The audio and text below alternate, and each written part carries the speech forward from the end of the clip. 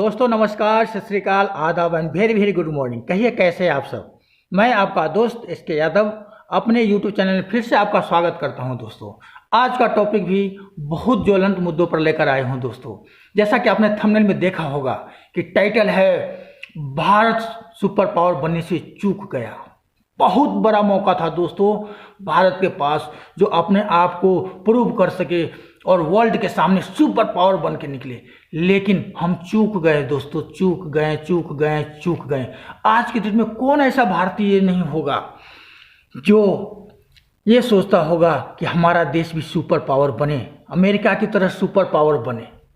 लेकिन नहीं दोस्तों, हम चूक गए इन द सेंस कि जहाँ सारा देश कोरोना मरीजों से परेशान है, बहुत दुखी हैं, वहाँ पे हमारे देश के अंदर कुछ लोग ऐसे भी हैं जो कोरोना काल में ही चाहते हैं कि हम इतना धन इकट्ठा कर लें कि हमारा पुश्त क्या कि आने वाले 7,000 पीढ़ियों तक वो खाए तो ख़त्म ना होए। दोस्तों क्या हम इसी दिन के लिए बने हैं? दोस्तों ज़रा सोचिए कि लोगों को कितनी प्रतीक्षा है कि कोई कोरोना किट निकले।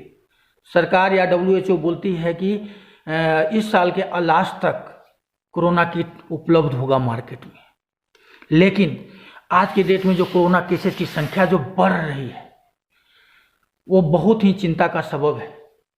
उस पर हम बाद में बात करेंगे। तो हम कैसे चूक गए इन द सेंस कि जैसा कि आप जानते हैं कि बाबा रामदेव ने एक दवा निकाले थे कोरोनिल। वो बोले कि ये बहुत ही इफेक्टिव है और लगभग 70% इसका जो है रेशियो की 3 दिन के अंदर ठीक करने का है। 100 बंदों पर उन्होंने टेस्ट किया तो 70 बंदे जो हैं, 69 बंदे, वो 3 दिन के अंदर ठीक हो गए और बाकी बंदे 7 डेज के अंदर ठीक हो गए। तो गवर्नमेंट ने उनके ऊपर बैन लगा दिया कि आप इसकी प्रचार नहीं कर सकते, इसकी ब्रांडिंग नहीं कर सकते, इसकी बिक्री नहीं कर सकते।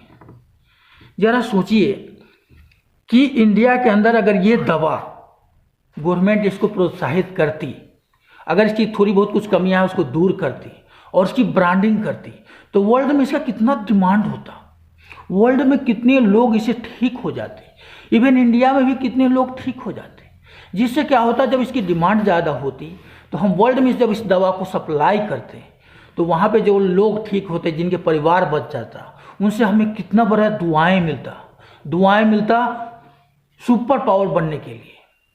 दूसरा दुआएं मिलता जितने के पैसे के रूप में। जैसे आपको पता नहीं होगा, आपको जानकारी के लिए बता दूं कि आपके देश में जो गाड़ियां आती है विदेशों से, उसकी जो एक्चुअल प्राइस होती है बहुत कम होती है, लेकिन एक्सपोर्ट ड्यूटी, इंपोर्ट ड्यूटी लगाकर उसको लगभग 5 गुना बनाकर हमको बेचा जाता है। दोस्तों उसी प्रकार से अगर हमारा जो दवा था कोरोनिल, ऐसे भी हम देश भर में 15,000, 20,000, 1 लाख डेली टेस्ट कर रहे हैं, पता नहीं कितने कितने टेस्ट कर रहे हैं, रैपिड टेस्ट कर रहे हैं, एक टेस्ट कर रहे हैं, वो टेस्ट कर रहे हैं, है ना।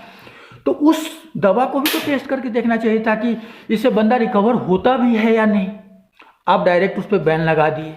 अगर रिकवर होता, अगर सारे देश को अगर आप भेजते, कितनी डिमांड इसकी होती और इस पर excise duty, import duty, export duty लगाकर उस दवा को बेचते तो कितना सारा धन विदेशों से आता, दुआओं के साथ पैसा भी आता और हमारा देश सबसे अमीर देश बन जाता। दोस्तों ये मेरी सोच है, मेरा अपना विचार है दोस्तों।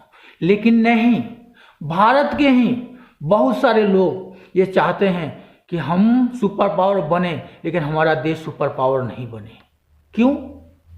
क्योंकि आज के डेट में आप देखे होंगे 2 चीज है भारत देश में, जो दो बिजनेस भारत में है जो बहुत तेजी से ग्रो कर रहा है। एक तो एजुकेशन का बिजनेस है।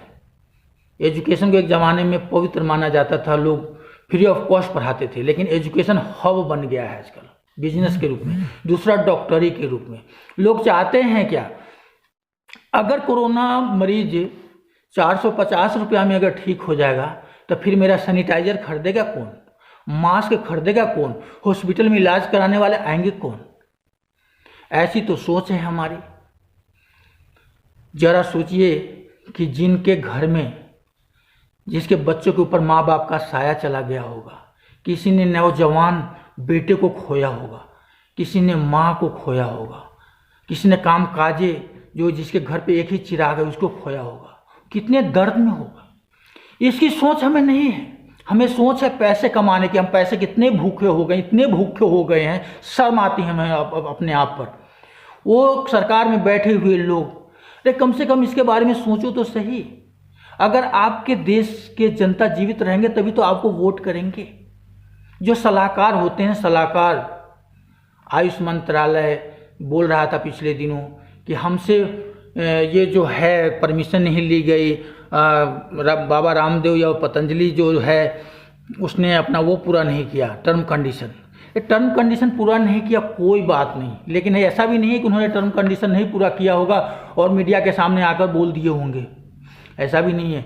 अगर नहीं भी किया एक घड़ी के लिए, लेकिन उन्होंने इनोवेशन तो किया, आविष्कार तो किया, कोई दवा तो लेकर आया लोगों के बीच में। लोगों को एक उम्मीद तो जगी थी कि चलो कोरोना से हम बच जाएंगे। जरा सोचिए कि कोरोना कितनी भयानक बीमारी है कि अगर एक बंदे को लग जाए तो पूरे परिवार स्वाहा हो जाता है। अगर एक बंदे को हो गया तो हॉस्पिटल में अगर एडमिट हो गया, क्वारंटाइन हो गया, उससे कोई मिलने नहीं जा सकता। बताइए, क्या हम इसी दिन के लिए भगवान ने हमें बनाया है? अपने बुद्धि का इस्तेमाल कीजिए। ये मोदी जी ही बुर्बक हैं का, जो उन्होंने अपनी ब्रांडिंग करी, यहाँ तक कि पतंग के ऊपर, बिस्किट के ऊपर, साड़ी के ऊपर, साड़ी के जो कवर्स होते हैं उसके ऊपर, मिठाई के डब्बे पर अपनी फोटो डालकर अपनी ब्रांडिंग करी और देश के प्रधानमंत्री बने और दोबारा बहुत प्रचंड मतों से जीते। अगर इसी प्रकार से अगर हम कोरोनिल की ब्रांडिंग करते, प्रचार प्रसार करते और लोग ठीक होते, कितनी दुआएं मिलती और दुआओं के साथ ढेर सारा पैसा आता हमारे देश में और हमें सुपर पावर बनने से कोई नहीं रोक सकता था दोस्तों। लेकिन हमें देश से ज़्यादा खुद की चिंता है कि हमारा पॉकेट कैसे गर्म हो। दोस्तों एक चीज़ मैं आपको बताना चाहता हूँ कि वर्ल्ड में जो केसेस बढ़ रहे हैं, 10 करोड़ से भी ज़्यादा केसेस वर्ल्ड के अंदर है, जिसमें से 5 लाख लोग मर चुके हैं, 5 करोड़ लोग जो है 5 करोड़ से ज़्यादा ठीक भी हुए हैं। इंडिया की बात की जाए तो 5,29,577 केसेस हैं, मरने वालों की संख्या 16,103 है और जो लोग ठीक हुए हैं या डिस्चार्ज हुए उनकी संख्या 3,10,146 है। और डेली जो केसेस की संख्या बढ़ रही है, बहुत तेज़ी से बढ़ रही है। जो कल का जो प्रेजेंट सिनेरियो में जो बताया गया अपडेट 18,000 के करीब है दोस्तों। तो दोस्तों आपको बचाने वाला कोई और नहीं है, आपको खुद को बचाना पड़ेगा दोस्तों। आप गवर्नमेंट के ऊपर देखेंगे, वहाँ से क्या रिस्पॉन्स मिलेगा वो भगवान ही मालिक है। तो आप अपने आप को सुरक्षित रखना चाहते हैं दोस्तों, तो प्लीज़ जहाँ भी कहीं भी निकलते हैं, ज़रूरी हो तभी निकलिए, हमेशा मास्क लगाइए, सैनिटाइजर का प्रयोग कीजिए, जब मौका मिले हाथ धुलाइए डिटोल साबुन से, बाहर से आते हैं कपड़े को देने अंदर धुलाइए, क्योंकि आप अपना रक्षा खुद कर सकते हैं, दूसरा कोई आपका रक्षा करने वाला नहीं है दोस्तों। ठीक है, जब इस प्रकार की मानसिकता अगर लोगों के मन में होगी तो बताइए हमारे देश का क्या होगा। तो दोस्तों ये मेरा पर्सनल विचार था, आपका विचार क्या कहता है तो प्लीज़ कमेंट बॉक्स में बताइएगा। वीडियो कैसा लगा, इस प्रकार की वीडियो देखने के लिए हमारे चैनल को सब्सक्राइब करें, लाइक करें, कमेंट करें और दोस्तों को ज़्यादा से ज़्यादा शेयर करें। और इतना ज़्यादा शेयर करें कि उन महानुभावों तक पहुँचे जो जाने अनजाने गलती कर गए हैं, वो अपनी गलती को सुधार सकते हैं दोस्तों, और लाखों लोगों के जीवन बचा सकते हैं और वर्ल्ड में अपना नाम कमा सकते हैं। और अभी भी बहुत देर नहीं हुआ है और भारत को सुपर पावर बनने से कोई रोक नहीं सकता। जल्द से जल्द कोरोनिल का टेस्ट लोगों पर कराया जाए, ठीक है ना। वो चाइना ही बुर्बक है जिसने लोगों में वायरस फैला दिया और अपने जो किट थे रैपिड डुप्लीकेट किट भी दुनिया को बेच दिया और इतने सारे साजो सामान बेच दिया। लेकिन हम वैसा नहीं करेंगे, हम ईमानदारी से रहेंगे, ईमानदार बनेंगे और ईमानदार बनेंगे तो ईमानदारी में ही सारे चीज़ छुपा हुआ है, ठीक है।